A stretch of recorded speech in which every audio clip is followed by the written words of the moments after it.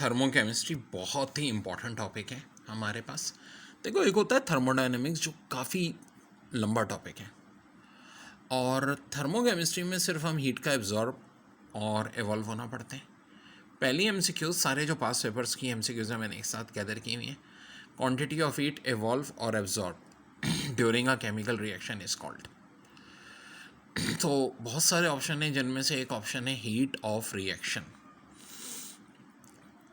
तो इसका correct answer of course heat of reaction ही है। The quantity of heat evolve और absorb during a chemical reaction is called heat of reaction.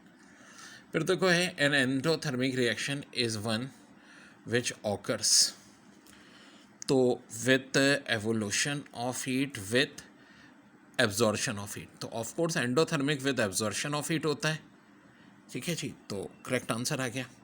In exothermic reaction is one during which ये होगा heat is liberated, यानी question 3 का option A हो गया, heat is liberated.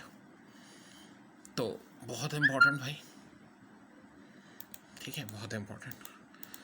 अब ये question number 4 है, थर्मोकेमिस्ट्री डील्स विथ। तो थर्मोकेमिस्ट्री डील विथ क्या होगा? Thermal chemistry. Property which depend on the mass of the system concerned are called. So भाई ये कह रहेंगे एक्सटेंसिव प्रॉपर्टी, ठीक है, एक्सटेंसिव प्रॉपर्टी। फिर the branch of physical chemistry which deals with quantity of heat absorb और evolve during a chemical reaction is called. Question number 6।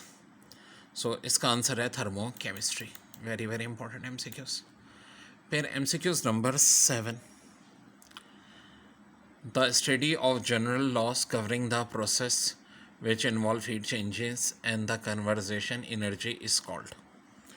So there बहुत ही इंपॉर्टेंट क्वेश्चन नंबर 7 में इसका सही आंसर है थर्मोडायनेमिक्स। थर्मोडायनेमिक्स, देखिए, विच of following is not applicable for thermochemical reaction. तो बड़ा अच्छा है ये। तो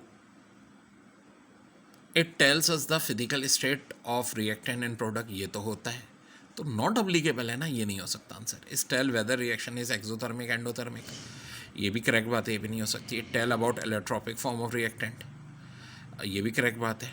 अब ऑप्शन डी बचा, देखो, इस tell whether a particular reaction is possible और नॉट, ऐसा कुछ नहीं बताता, ऐसा कुछ नहीं बताता, तो हमारा करेक्ट आंसर ऑप्शन डी हो जाएगा।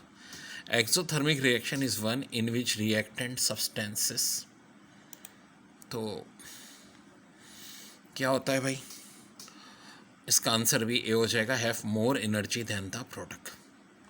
कोई समझ में ना आए तो देखो वीडियो में ये फ़ायदा, आप दोबारा रिपीट कर सकते हो। Which of following statement is correct.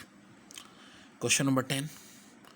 Del H is positive for exothermic, ना जी ना। Del H is negative for endothermic, ना जी ना।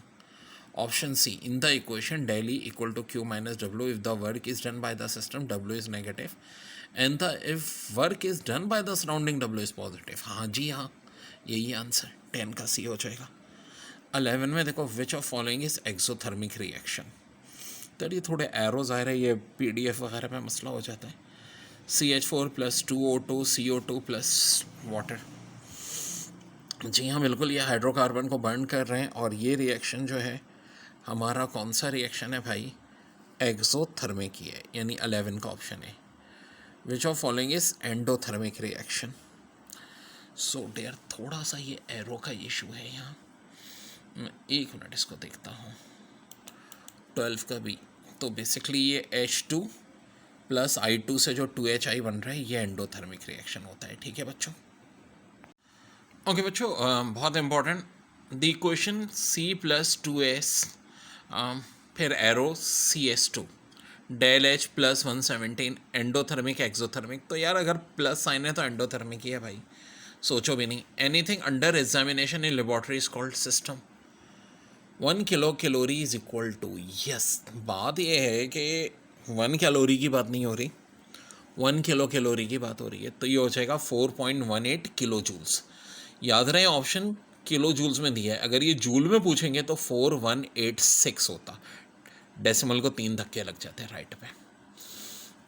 इसके बाद if exchange of matter and energy both, यार place between system and energy, both place between system and surrounding, it is called. तो दोनों चीज़ें ओपन है. सिस्टम सराउंडिंग तो ये ऑफ कोर्स ओपन सिस्टम होगा. इसके बाद है if only the transfer of energy with the surrounding but not matter, it is known has. हाँ जी, ये बड़ी दिलचस्प बात है. तो अब ये क्या कहलाएगा? इसको हम क्या कहेंगे? ट्रांसफ़र किसका हो रहा है? एनर्जी का, और मैटर का नहीं हो रहा, तो एक क्लोज सिस्टम. फिर if there is no exchange of energy and matter both between the system and surrounding, it is known as. Question number 18. इसका आंसर हो जाएगा ऑप्शन सी, यानी आइसोलेटेड सिस्टम. फिर क्वेश्चन नंबर 9 है हाइड्रोजीनियस सिस्टम कंसिस्ट ऑफ. तो हाइड्रोजीनियस system कहते ही उसको हैं भाई जब एक से ज़्यादा फेज़ हों. ठीक है, तो एनी नंबर ऑफ फेज़, लेकिन एक से ज़्यादा.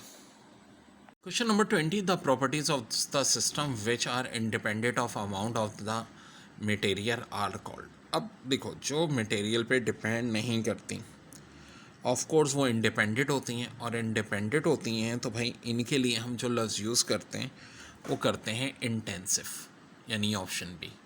फिर example of intensive properties of system. अरे यार, ये बड़ी इंपॉर्टेंट MCQs है. तो इसका आंसर है surface tension and viscosity, option A में, बी में प्रेशर एंड डेंसिटी, सी में melting point and boiling point. तो इसका आंसर है all of the above. 22nd MCQ इसमें कह रहे हैं विच of following property give the description of the system. तो कंपोजिशन ऑफ द सिस्टम या टेम्परेचर, प्रेशर एंड वॉल्यूम. तो करेक्ट आंसर है टेम्परेचर, प्रेशर एंड वॉल्यूम, जिनको मैक्रोस्कोपिक प्रॉपर्टीज़ भी कहते हैं. याद रखना है बात. If the temperature remains constant during each stage of process then it is called. तो जनाब ये कहलाता है आइसोथर्मल प्रोसेस. ठीक है जी, अगर टेम्परेचर कांस्टेंट है.